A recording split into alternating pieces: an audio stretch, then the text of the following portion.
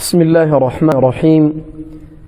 الحمد لله رب العالمين، والعاقبة للمتقين ولا عدوان إلا على الظالمين، والصلاة والسلاما دائمين متلازمين يليقان بمقام أمير الأنبياء والمرسلين، فصلوات ربي وتسليماته عليه الذي كان إذا دخل عليه رمضان كان أجود الناس وأجود من الريح المرسلة، وعلى آله وصحابته أهل البذل والسخاء والنداء والعطاء، والتابعين ومن تبعهم بإحسان إلى يوم الدين. أما بعد، إن شاء الله في هذه الدقائق المعدودة ونحن في خواتيم شهر شعبان، ويطل علينا بعد أيام شهر رمضان، ولا شك بأن الواقع الذي تمر به البلاد بأنه واقع مأزوم وحالة متردية، وتفشى الفقر والضائقة الاقتصادية المرئية التي لا تخفى على الناس. نحتاج إلى أن نعيد سيرة الأمجاد الأول من أصحاب سيدنا رسول الله صلى الله عليه وسلم، الذين هم أهل الإيثار ويؤثرون على أنفسهم ولو كان بهم خصاصة، وهم أهل الإنفاق، وأنفقوا هذه الأموال لله وفي الله عز وجل.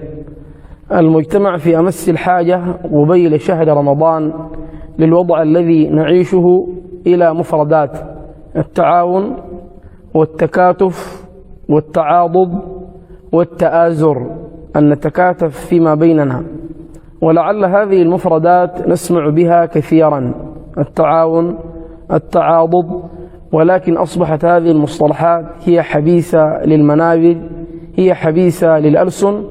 لا بد أن نحولها من واقع الأقوال إلى واقع الأفعال، أن نعيش هذه المعاني ماثلة حية بيننا، أن نتراحم.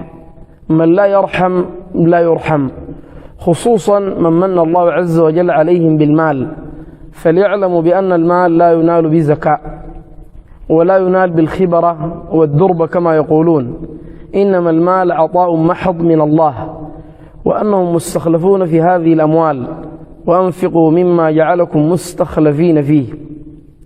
لذلك الصحابة العظماء الكرماء كانوا يبادرون إلى تطبيق آية القرآن. قالوا لما نزل قول الله عز وجل لن تنالوا البر حتى تنفقوا مما تحبون، أبو الدحداح لما سمع هذه الآية وهو من صحابة رسول الله أهدى البستان، يعني له بستان نضر، هذا البستان مثمر، البستان كله أخرجه لله عز وجل، للفقراء للمساكين. الآن عندنا من يترفهون زيادة على المال والسكنة والعربات الفارهة، في الواقع الذي يفتقد فيه الناس أدنى مقومات الحياة يوجد من يطلب الرفاهية باشتراء المزارع خارج ولاية الخرطوم لأجل أن يترفه فيها. أين الإنسانية وأين الضمير الحي؟ الفرق بيننا وبين الصحابة شاسع، لأن الصحابة يسمعون القرآن بمسامع قلوبهم، لكننا نسمع القرآن بالأذن الجلدية الرأسية، لكن القرآن إذا سمعناه بمسامع قلوبنا طبقنا القرآن. نعم، الواقع شاهد على ذلك.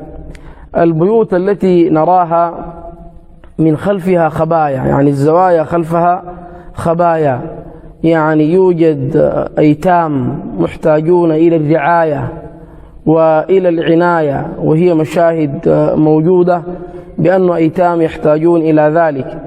توجد امرأة فقيرة مسكينة محتاجة، أحيانا تلتحف السماء وتفترش الحصباء.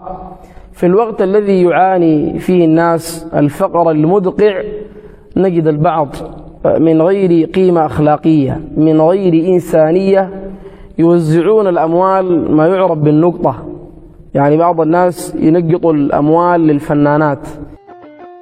إهانة نعمة بأسلوب مقبح ونحسن ردم السيئات، فاكر رقبته استحسن، فيلم استزعيرات رزمات وكت بتلحسن باقيل انضنب، وأنا قايل الضنب أحسن. والله الضنب أحسن. صنفط شركت له الديك وقع في الفخ، شبع في الضحك وأنا مني بيشبع سخ.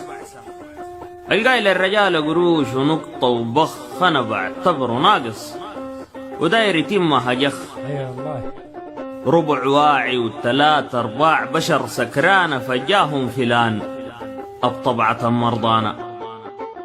بدل ما يزكي ولا يشبع الجعانة عانى الهرضة مشى كباها في الفنانة. كيف تطيب لك نفسك؟ لك خالات، عمات، أرحام، أقارب، جيران، يعني محتاجون. كيف تطيب لك نفسك بأن تنقط المال على فنانة؟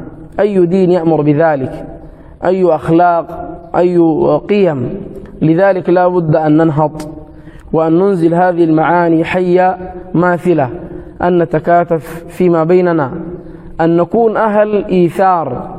الدين ما يكون حبيث المساجد، ليس الدين صلاة لا ركوع لا سجود، وليس هو حج إلى بيت الله الحرام، وإنما الدين هو السلوك. لذلك العبادات الشعائرية كالصلاة والصيام الحج هذه تقابلها عبادات تعاملية، بمعنى أن هذه العبادات لا يقلل الإنسان من قدر الصلاة ولا من قدر الصيام ولا الحج، لكن هذه العبادات إن لم تنعكس على سلوكنا وأخلاقنا وتثمر في القلب رحمة بخلق الله وشفقة بالفقراء ما فيش فائدة. النبي عليه الصلاة والسلام كان أرحم الخلق بالناس بالأيتام.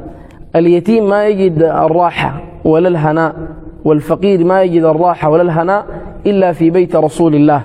ورحم الله الشيخ البرع يقول: هو رحب الراحة ورسول الراحة، تسعى اليتامى لبيت فراحة، ليهم أراحة يلقوب العزة ونهاية الراحة. ولعلي أختم هذا الفيديو بمشهد إيماني عميق يجسد لنا المعاني القيمة الحميدة التي ساد بها أصحاب رسول الله الناس عبر القرون وعبر أسوار الزمن. الصحابة هم سادة وهم قادة، وما زلنا نتعبد بسيرتهم.